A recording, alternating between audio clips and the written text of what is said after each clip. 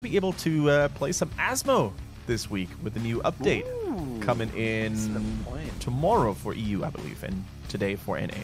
Yes. Are you prepared for the new Mad Axe style skins, by the way, as we're heading to Sky's map, by the way? I am ready for the Nazebo, the Diesel speaker. Let's go. It looks really good. Do you have any kind of a cosplay or theming planned for it?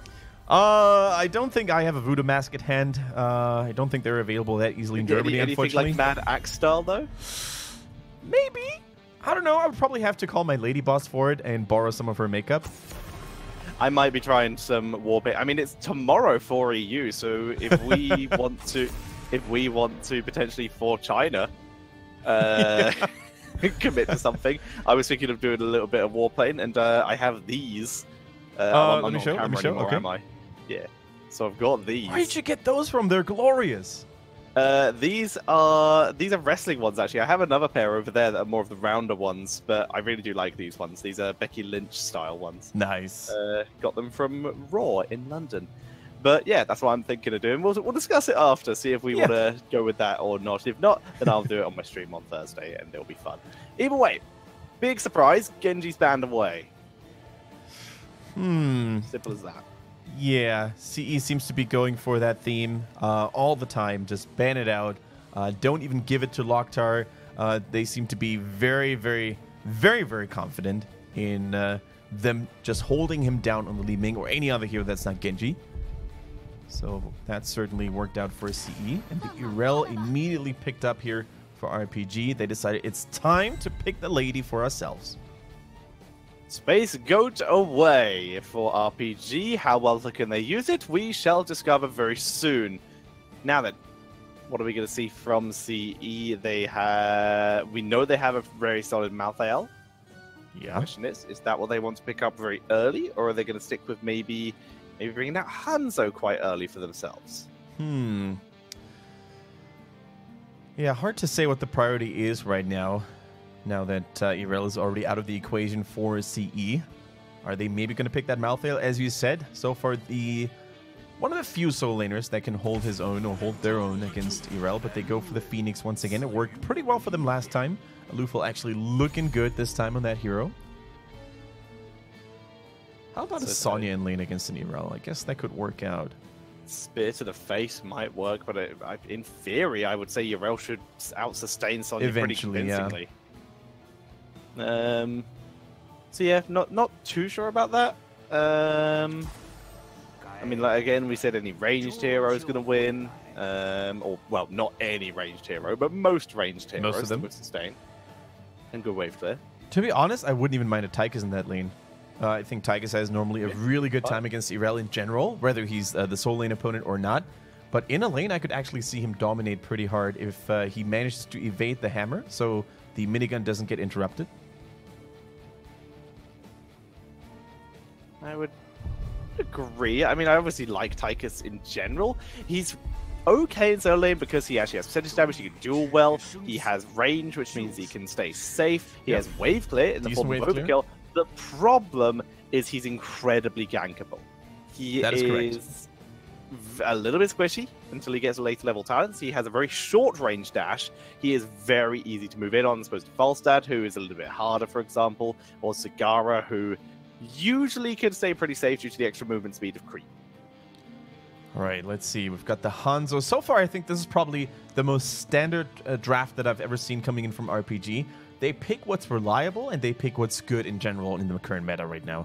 So gone are the days of yesterday in which they went absolutely bananas and picked a Zul'jin. What else did they pick yesterday that was pretty crazy? I don't remember, but the Zul'jin definitely stood out. It was demolished completely and utterly, but it was definitely cool to see. Here comes the Zeratul ban.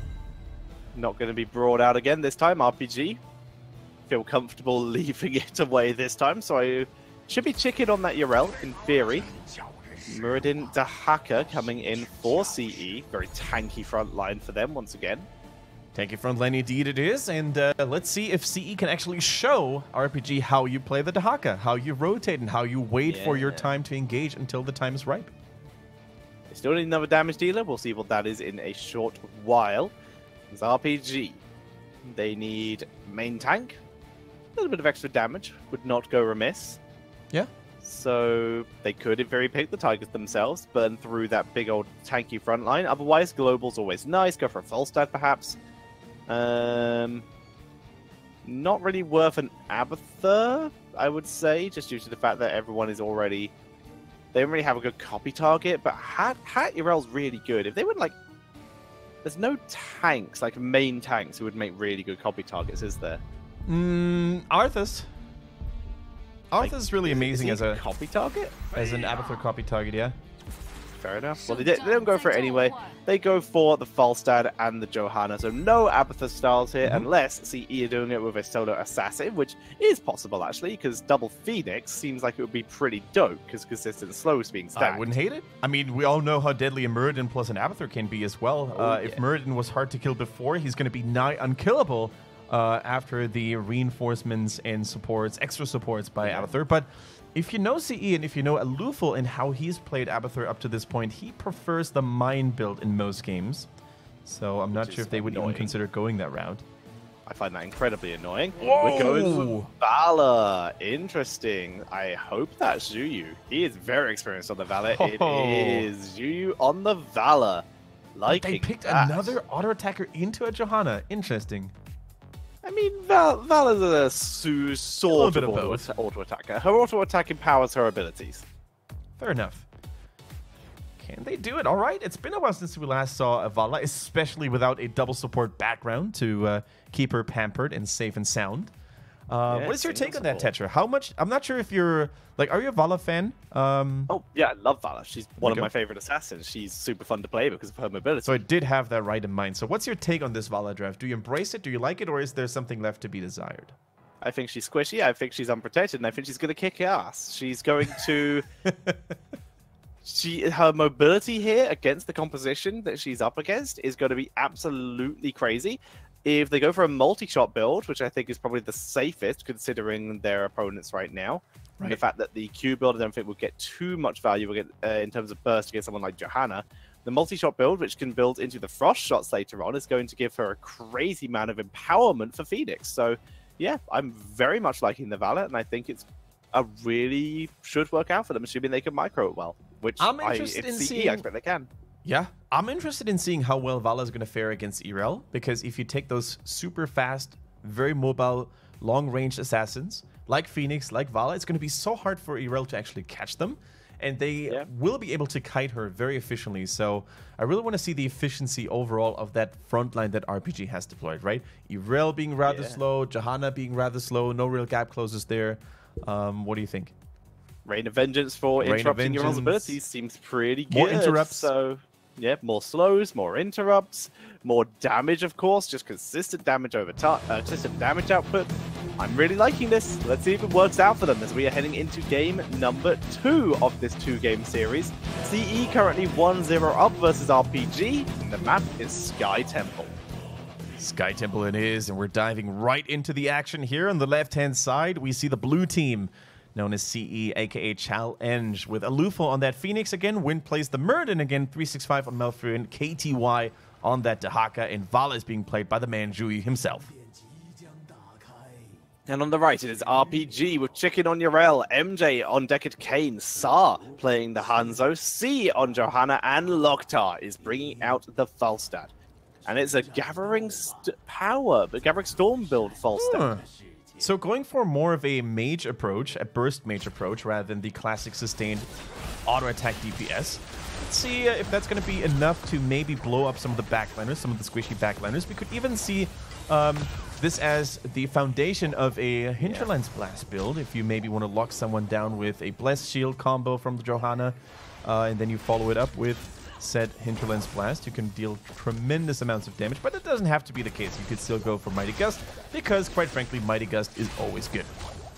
Also, I was very wrong. It is going to be a Q build coming in from Vala, so she is going to have some pretty good mercenary and objective clear here, so that's going to be cool to see.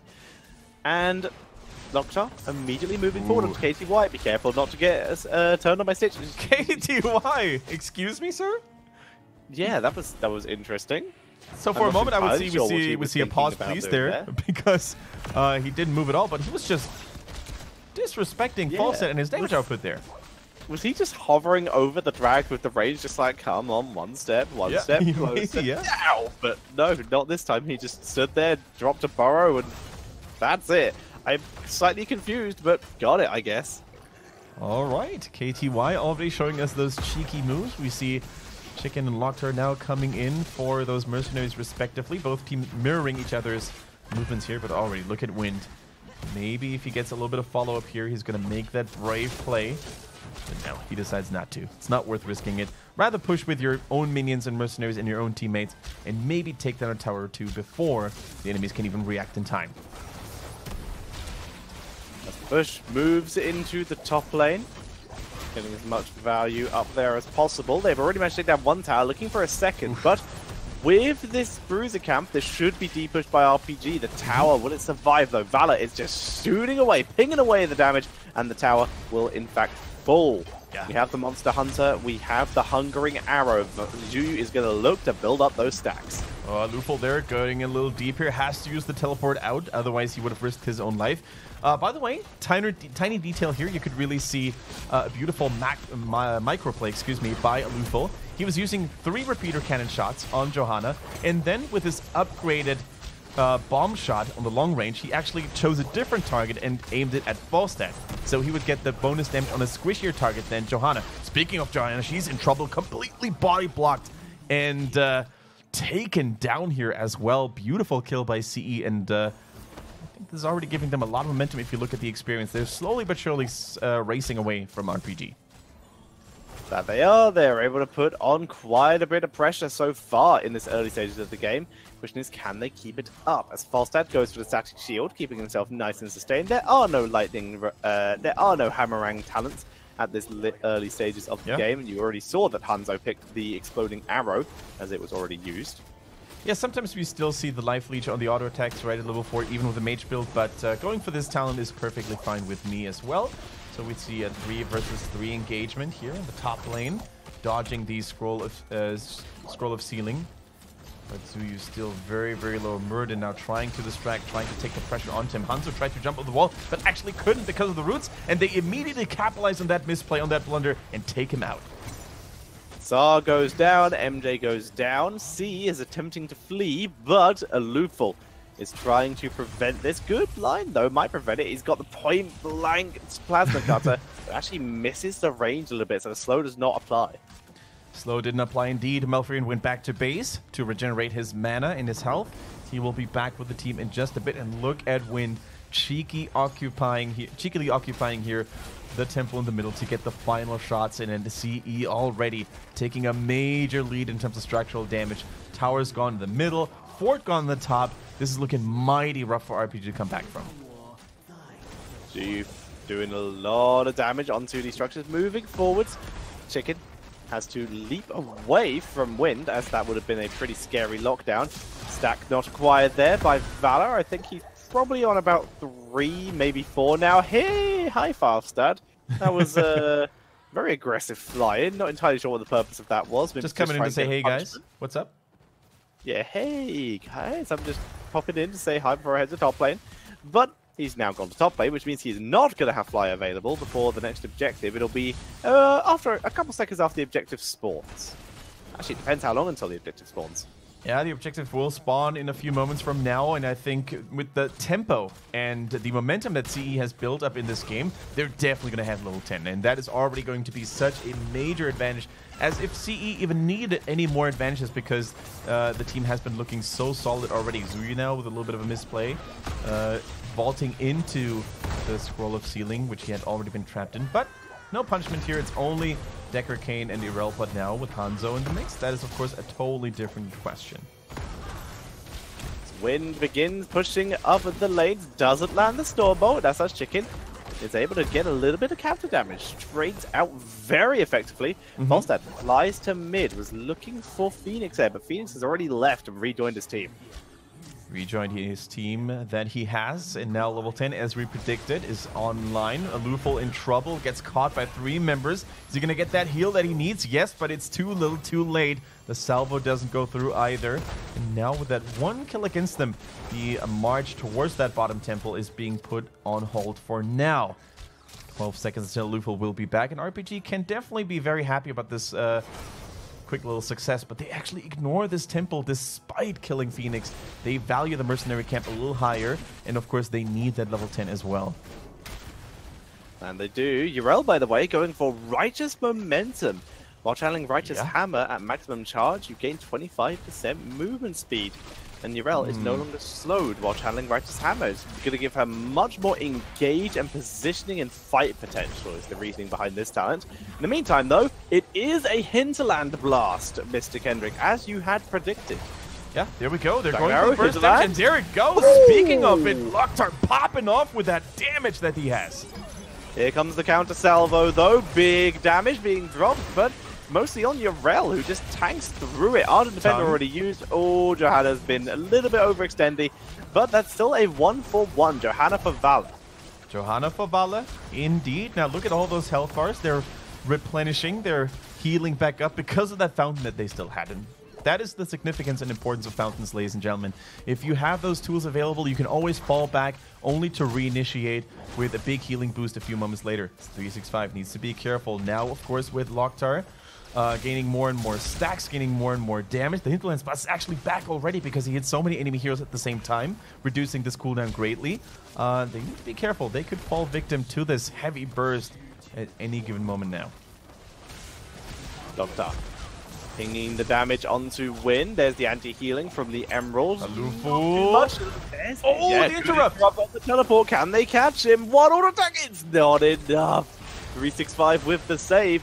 Less luck for MJ. In comes Loktar teleporting out. Dragon Arrow is completely whiffed as Wind is tanking through. There's the sleep as the strafe comes out to try and interrupt and give Wind a chance to escape, and it works. Good distraction with that strafe. This is like a totally different RPG, Tetra. They're looking way better in those team fights. They know exactly when to fight here. They are showing much more patience than in game number 1, and especially the Hinterlands Blast. The moment Phoenix lost all of its shields, it's going to deal so much damage onto him. And could Hinterlands Blast be that element of surprise that we've seen actually being put to use against Hanzo when he was super dominant? China just seems to find these ways of using this ability to full effect. I mean, the assassins on the side of CE are so squishy. Until Absolutely. Phoenix gets to level 20, or I guess he has a spell shield later on, like 16, I believe. But until he gets there, he's so squishy. Valor gets Gloom later on as well, so this is all a race to basically try and beat out those abilities. Let's actually take a look at the minimap and compare structural damage. RPG actually caught up quite nicely, dealing significant amounts of damage on the bottom fort, and most importantly for them, CE couldn't continue to demolish the red forts on the right-hand side. So they bought themselves a little bit of time. They caught up in experience quite significantly. They need to wait a little bit longer until they unlock their own 13 talents. And as such, they're playing a little more carefully right now. I think Chicken definitely saw Wind walking in that bush. Don't walk there, guys. Don't go in there. You don't want to do it. It's a Muradin. Just soak the 13. Don't. Please. I mean, they now have vision of the Muradin, and the Muradin decides best to leave because he is still technically 3v4. Yeah, we saw some really nice use of the level 7 here, the hammer talent by Yrel for Chicken, getting all that movement speed. But CE is now in control of both temples. They need to make something happen soon. They're trying. You can see C was in a very aggressive position, seeing if he could at least zone out some members of CE, seeing if he could catch someone out. Yeah, Falstad now left the mercenary camp at the top lane. He's queuing up for a gank, but they have a counter global available for CE. They have the Dahaka, and there's bushes nearby. So who's going to pull the trigger first? I don't think they know Falstad's here yet. I don't think they know either. Gotta work it out. Here comes the Dragon Arrow. Focus onto Valor, who is removed. And Lufel gets the teleport out this time, though. Wind coming from the other side. Loktar jukes him. Now Wind forced to back up. Chicken charging forward. Gets the knockback. Scroll of Ceiling only lands on the backliners as they turn onto Wind. Salvo gets some good damage, but not that much. Very well sustained here by RPG. Yeah, really well played, actually dodging the Muradin Thunder Zone. But here comes the stun and the save onto Johanna. The minions intercepting the aggro of the fort. And all of a sudden, it's a double kill now against CE. They're not done yet. RPG, that is. They're trying to go for KTY. The knockback by Chicken is real. Lufel barely teleports away. Dahaka goes down. The hammers swing onto a Lufel, doing a fair amount of damage, but 365 tops him off again. All right, RPG, they're alive, ladies and gentlemen. They are here to get things done. Unfortunately, another pause here. We should be back, though. Those are just quick mini pauses up all day long, so I'm pretty confident that we're going to be back here in a minute to see RPG take that boss, actually. And this is going to be a major success for them, right, Tetcher? This is basically the strongest performance by RPG I think I've seen all season long. I would agree. They've been playing really effectively in this game. They've chosen a comp, which they struggled with in the early game because CE were playing a better push game. Second, it came to team fights. They had their hinterland, they had their targets, and they were executing the attacks pretty effectively. Tetcher, you said that you had a lot of love for the Vala and that you like to play her a lot yourself. What do you think of that strafe in those team fights? I quite like it. Damage is damage, and AoE damage, especially against the Deckard Cain, is always nice. Don't you think right now, Johanna and Durell go a little too deep, though, because you don't have a way to stop them? I mean, that's the whole idea of having the Muradin and the Dahaka front line and just being able to kite them back.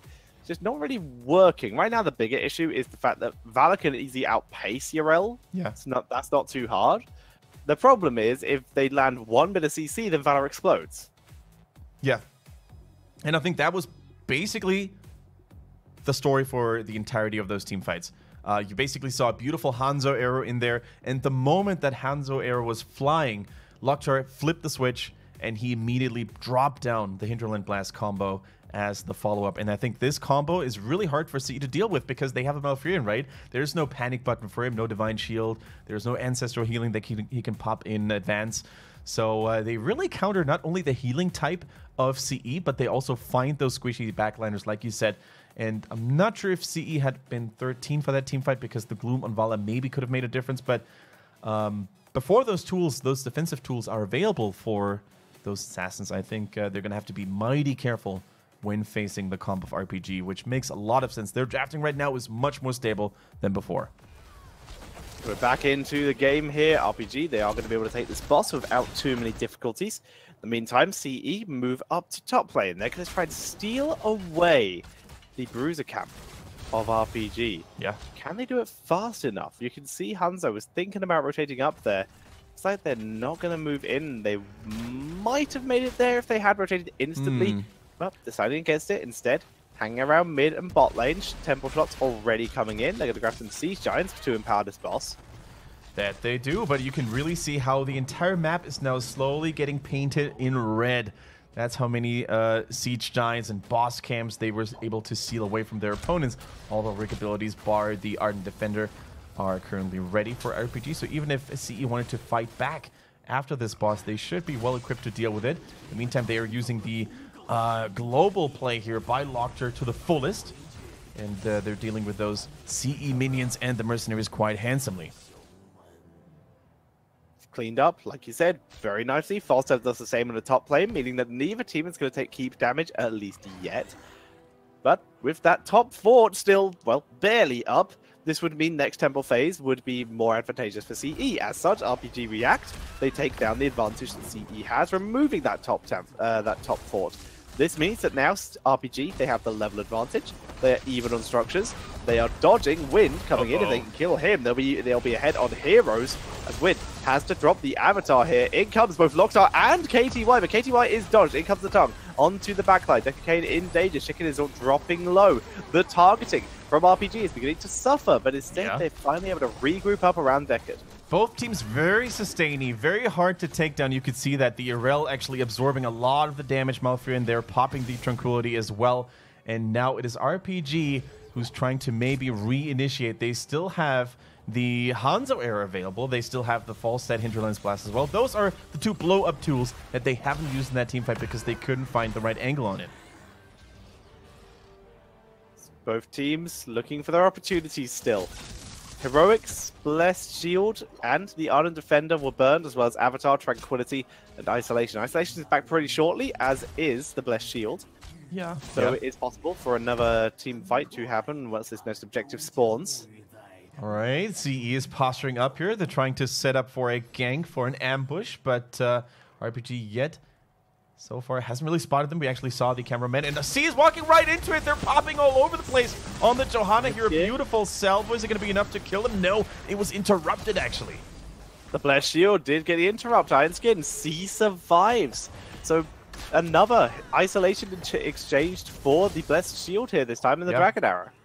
Oh, that was actually so close for C to survive there, but a big survival, so important to keep them in the fight. And they're now maybe trying even to re-engage. Hanzo's Dragon Arrow is not available, but the Hinterland Blast still is. So is the Saiyan Wild Listen, and the Irel will be back in full tank mode with the Ardent Defender just in a bit. Juyu takes a lot of damage, but they turn onto Lockdar, who the sleep keeps alive. He turns around, begins working down Wind here. As we can see Alufal moving forward. Strafe drops some pretty solid damage, and Falstad taken out. The Salvo also drops great damage onto the backline. MJ is getting targeted down, and we will see Alufal not kill him off, actually. There's a great counter coming in there from Chicken. Meantime, Wind, though, takes down Hanzo. But they get 365 in return. It's a clean 2 versus 2 right now. C misses the Blessed Shield. That could be a disaster for him. He ends up falling as well to the hammer of Muradin. And now they're chasing down the Draenei girl. But look at that movement speed she just received from that hammer, all charged up, and she manages to get out to safety. Tetra, I think, judging on like how this team fight started here with Falstad getting immediately taken out, they did do a really good retaliation move. Now look at the health on Decker Kane. Not only did he heal himself with those potions, but also the gift of the Naro here by Irel. Boom, there goes the heal, and he stays alive. And that was crucial actually for RPG stabilizing at least a little bit. And so he did have issues in the backline. Muradin able to follow him over the walls, but everyone else survives. They were all able to disengage and make it work. So we see, once again, though, those kills, they're still a little bit more in favor of CE. They take an XP lead once again, and now they're already taking shots onto that bottom keep. Absolutely true, and I think the bottom keep, it might actually take some critical damage here if that temple gets channeled through all the way. Final shots are going down, so by now, even if they just escort a Siege Giant camp, for example, I think they might have enough damage to actually take it down eventually. The boss, of course, would mean a certain death for that bottom keep on the side of RPG, so they're going to have to maintain good vision on that bottom half area, especially after the boss respawns. And judging by the positioning of CE, that boss spawning pretty soon, and there it is. They were all hiding around this area, preparing for this moment. Now they are just waiting for RPG to rotate down and see what is happening. So it's going to be a game of vision. It's going to be a game of stalling and watching carefully. Level 20, of course, is going to be that big advantage that CE is going to, you know, fall back on here. With the Storm Tier talents, they should have enough to actually decide an early boss fight in their favor. They're actually baiting it. I don't think they want to fully commit to it. RPG, though, they're not letting go that easily. They're rallying their troops. They need to get that level 20 themselves. That's exactly what Falstad in that top lane is doing currently. Both global heroes, respectively, watching each other in the top lane. Like you said, respectfully is the term, as Falstad so respectfully pulls back. He was near his opponent's base. He didn't have vision of some people. Makes so much more sense to pull back and, well, live to fight another day. So this boss just continues to be postured against. Tetra level 20 will be here soon. What do you think we're going to see on Falstad? He goes for the upgraded Hinterland Blast, actually, going for more burst damage even. I like it. He does indeed. So he now has the extra burst damage with that cooldown reduction once again already in effect from level 1. This means he could have spam this out, as this is a choke point. Okay, they're letting go for now. The aggro has reset. The health is going to replenish there as well. And CE doesn't even try to keep the boss triggered and in combat. They're letting it go. They're playing it very safely. CE realizes at this point that if they just trade the temples, they're always going to maintain that lead.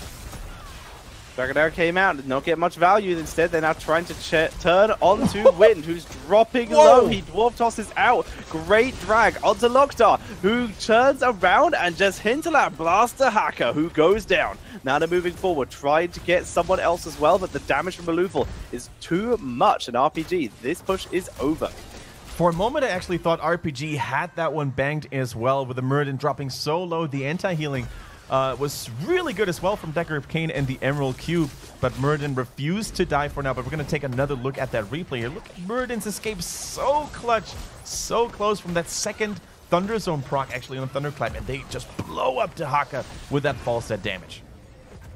It's the perfect gems, by the way, coming in for the Deckard Kane here. Yeah. The 25-second cooldown reduction. Here comes the boss. Hinterland Blast, not up for another 48 seconds here, but it's still enough to zone everyone away and guarantee this boss 5v4.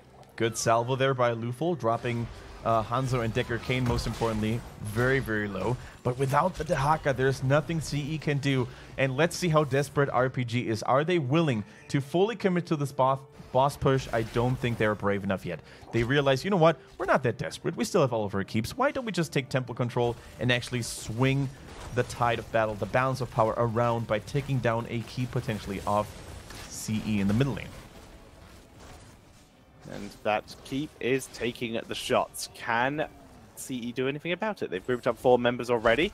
Moving to head in, Dehaka will have Burrow very shortly. Yeah. So can join in as well. However, you can immediately see Johanna tanking through this.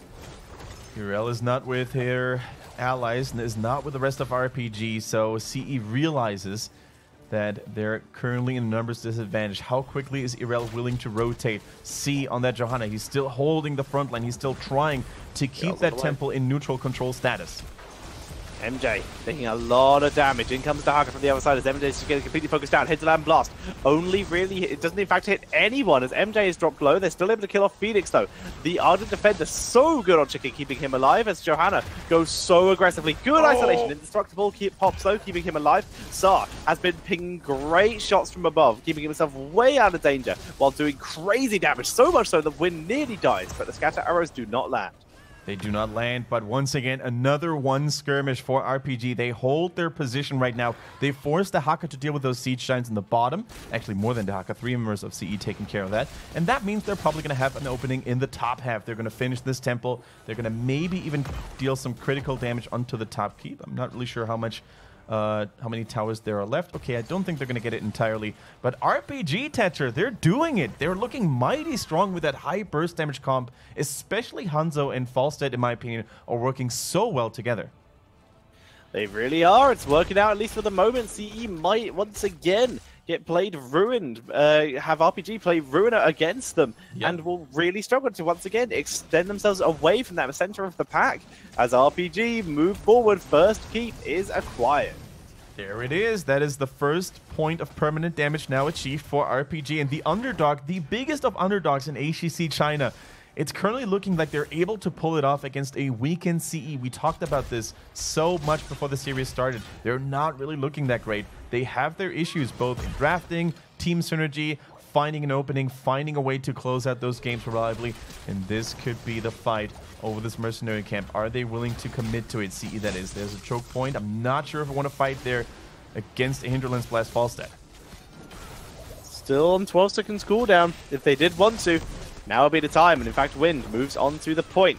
Holding the line for the moment, Dehaka finds himself completely separated versus Falstad. Ragnar does not land. Here comes the sleep, mostly onto Wind, who is still holding the point. Everyone alive. Salvo comes out on 3 members. Chicken is low. They finally kill off Johanna. The camp will be taken back by CE. The camp is taken by CE, and so was Johanna's life. The Indestructible was not ready yet. It had been used. Here we go. A beautiful survival by Chicken, actually. I think he went for, let's see, for the Seraphim there. The level 20, the Seraphim actually caused him to be unstoppable for a short period of time, and that allowed him to escape the Murden Stormbolt. So well played. Very cool. Very cool. Very good talent in general. Nice to see it once again. As we see CE, they're moving in for their first keep of the game. Going to try and just straight up push in this bot lane. Murden dies. Stormbolt is dodged. Nice route also dodged by KTY, who lands the drag on Hanzo, and Hanzo ceases to exist temporarily. Chicken once again dodged the Stormbolt with Seraphim. He was trying to escape there, but now with a 55-second death timer on the Hanzo, which is their main wave clear, which is their main damage source as well, next to Falstad. Can they do it? No Mighty Gust available, Tetra, and it looks to me like CE, they held and they stabilized, and they're going to take this game after looking so weak in the early mid-game. They come back in glorious fashion, and they turn this game around. A 2-0, and 3 points are now theirs.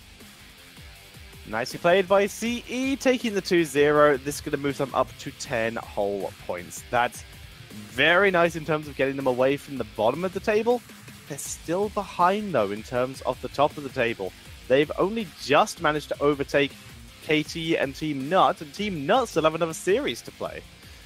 The problem here was, in my opinion, once again, Chinese impatience. And that is, why do you fully commit? Why do you even risk the the victory that RPG had been working so hard for over a mere bruiser camp, right? You just wait for CE to take it, and you let Falstad clean it up. He's been doing that the entire time, right? He flew top, he dealt with it, and then he rejoined his team's ranks. But going for this all-in team fight over a mercenary camp when you had a temple lead, right? RPG, they could have just waited for the temples to go back live, and they should have been fine. Yeah, if they played a little bit more patient, instead of trying to put on extra pressure, then they probably would have been... Maybe fine is an overstatement. I think they might have had a better scenario to put themselves in, but would have still been down to winning more fights. But overall, RPG, that was definitely one of their stronger looking games, but CE were able to manage that game and punish the overextension of RPG very well. It's one thing to look good in a game and to have good team fights and actually get kills over and over again. But as you said, Tetcher, it's another thing to basically have enough patience, to have enough patience, you know, and momentum to finish it all the way through. And if you don't have that, and if you get baited into those team fights with a high risk, low reward, which that mercenary camp basically was, then you get punished and you lose games just like that. So I really hope they're going to learn their lessons. But hey, RPG had enough time to learn those lessons over the last 1.5, 2 years, so a little skeptical on that. I too am skeptical, but there's always a chance. Unfortunately, though, for RPG, their chances are looking very much to be playoff bound at this point, where they currently still sit at a grand total of 2 points. They are a full 8 points behind CE now.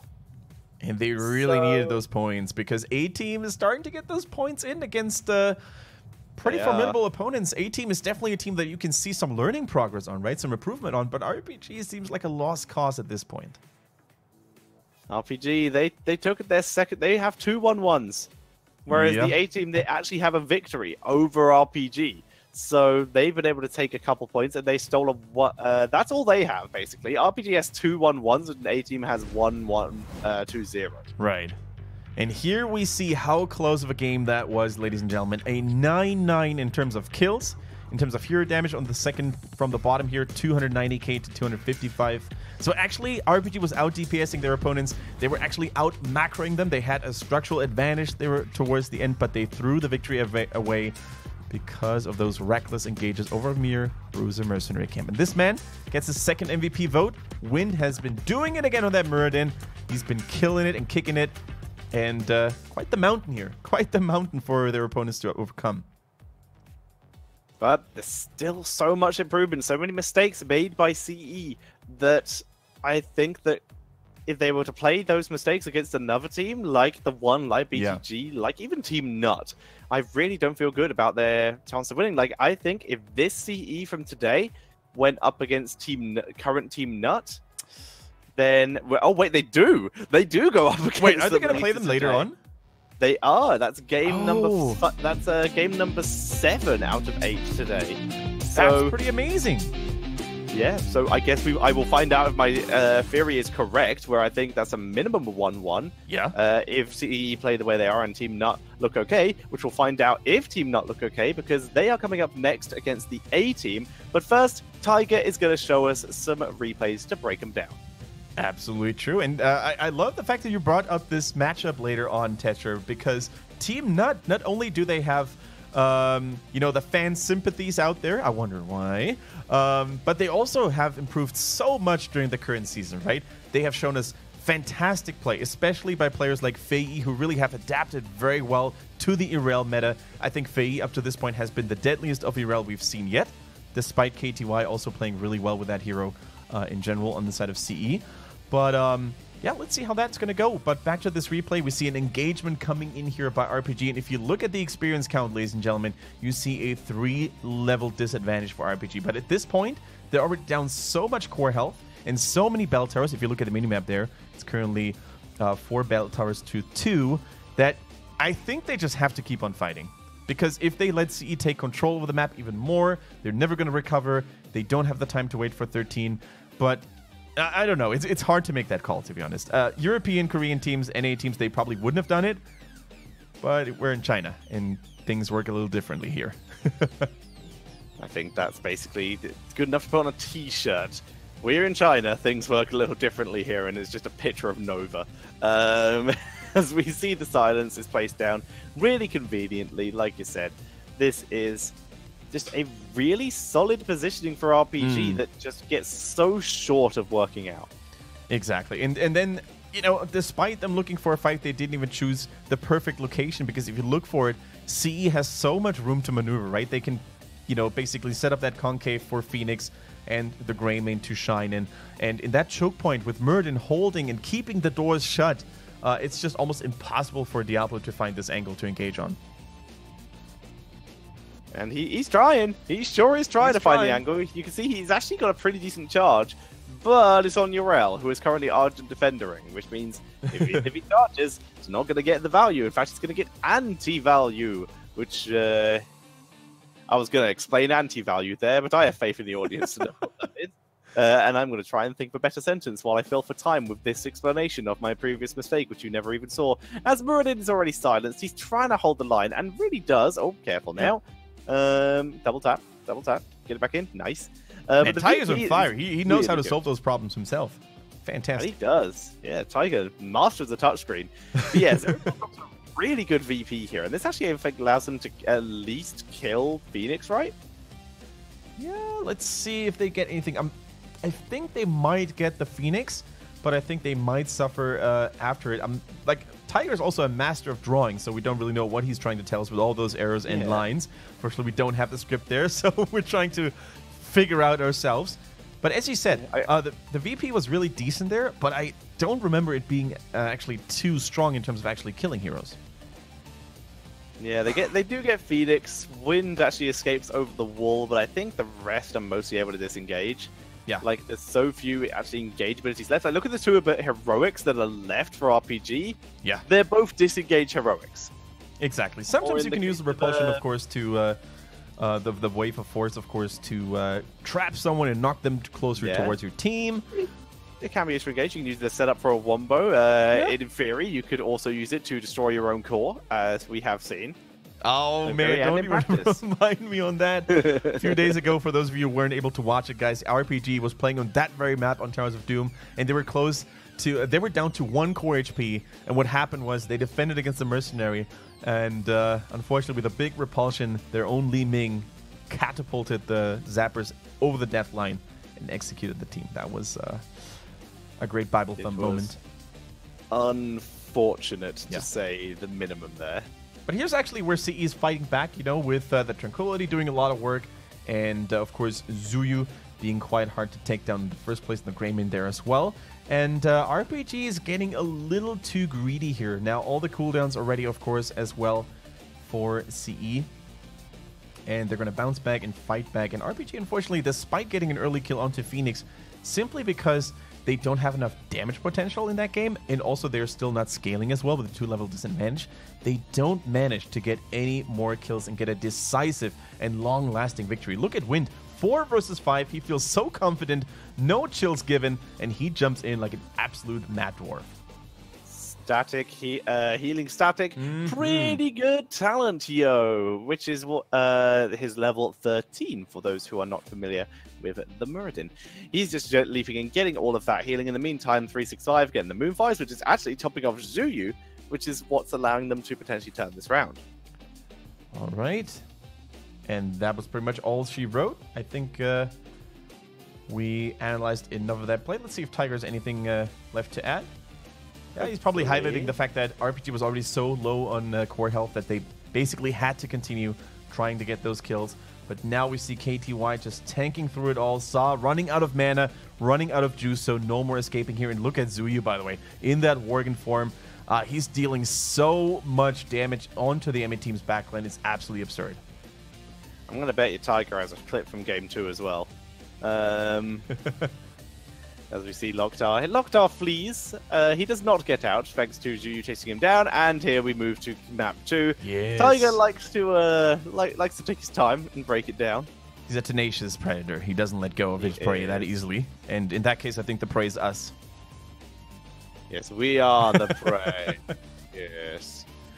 But either way, we jump onto Sky Temple. You can see Yrel trying to move forward to try and set up for some kind of kill. Falstad is above, pretty decently in position to drop a good hinterland blast if they can get the good lockup. And Hanzo is far back for exactly this. You've hit too many buttons. There you go. For exactly this, Dragon Arrow into hinterland blast. 3 members are hit here. Yeah, and this was basically the combo that enabled RPG to stay in the game and to actually, you know, build up that substantial lead. Really well timed here, the timing between Loktar and Sa, of course, on the Hanzo and Falstad respectively. And it's just so nice to see this work, right? Not only do they counter the healing style of Malfurion, which is very slow but steady, but they also focused it on the right targets here. And Vala, who was barely caught by that Scroll of Sealing, by the way, on Deckard, just with the last inch of the ability's zoning potential, he really had to pay with his life there. Now we see the retaliation attempt coming in from CE. Murden actually deep in the enemy team's backline there, all the way at the bottom. He is, once again, attempting to be the distraction that his team needs to be able to try and turn that round and set up for lots and lots of kills. With the Salvo, already a great start, he's using the Muradin slow, but with Vala dead, so much of their damage output is missing. They do actually get the kill on Johanna because she did extend a little bit too far, trying to set up for even more damage, especially to group up heroes for Falstad. But doesn't really work. Now we jump ahead to the level 17 versus 17. Yeah, I'm not sure if I would have highlighted that play, actually. I think I would have gone, like, what I really would have liked to see, also from the analysis panel, would be to focus on those macro mistakes, right? To really highlight what RPG should have done differently and how they could have actually stayed in the game without sacrificing everything in one team fight. But as it is, we see a beautiful lockdown onto Falstad and how they blow him to pieces. But still, RPG is not done just yet, because watch MJ on the Deckard Cain. He's going to be so tanky in that team fight, and he's going to bait so much attention onto the enemy team. But with the help of the gift of the Naru, which I think he was highlighting there as well on the Yrel, the level 4 healing talent, he stays alive, because the good thing about gift on the Naru Tetra is the fact that it always goes on the lowest HP target. That it does. Very much like a Lily heal, only slightly better because it's instant and doesn't just doesn't have a travel time. So we actually see, that's an interesting shame to say, like a Lily heal, but better. As we see MJ, he takes a monumental amount of damage and gets super lucky because his target, the person chasing him down, dies. So in the meantime, 365 is taken out, and MJ's managed to sneak away into the top area. Absolutely true. So we've seen an explosive series, very one-sided in game number 1, but very, very close and very unfortunate for RPG in game number 2. Ladies and gentlemen, we're going to go on a short break, and after, we're going to be back with 5 more games. Hope you guys are looking forward to them, and we'll see you again in HGC China in just a bit.